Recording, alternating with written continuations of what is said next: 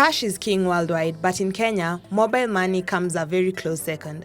But as the world turns to e-commerce and online shopping, credit cards are slowly gaining traction in the Kenyan market.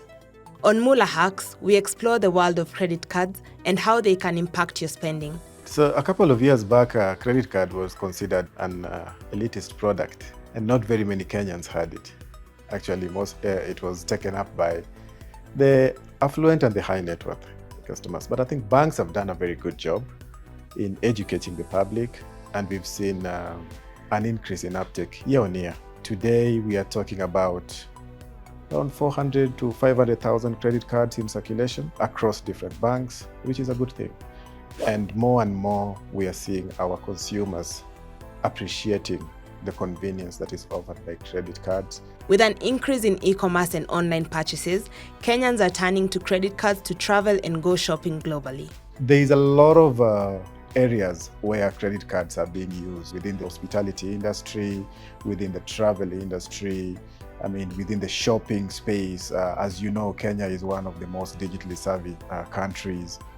Kenyans shop a lot on Amazon, on Alibaba, and all this is paid for through credit cards. But before you get your first credit card and start swiping away, here are some things you need to know. Credit cards are actually a debt that should be repaid within a certain period of time. Credit card does not lead to debt. If you pay in time, if you understand the product that you are taking and use it the way it is intended, it will actually just be a convenience for you.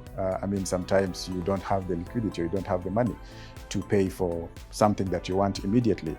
We are able to give you 50 days credit-free period where you can buy whatever you want to buy. Within 30 days, you should be able to pay, or within 50 days, you should be able to pay.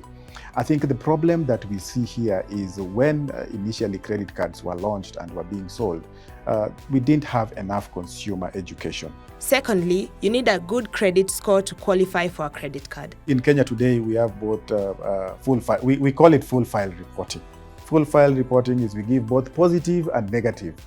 Yeah, so if you're performing positively, if you have loans wherever, we report that yes, you have a loan and you're paying, it's performing well. And if it's not performing well, we also say that it is not performing well. If you're in arrears, we also say you are in arrears. And that then ends up giving you a credit score. So one of the things we have to tell the young people is, if you borrow, pay back. You've said you have a covenant with the bank and said, I'm borrowing X amount, I'm gonna pay by this time. Please make sure that by that time you've paid, so that then you are not in arrears, you are not defaulting, which then improves your credit score.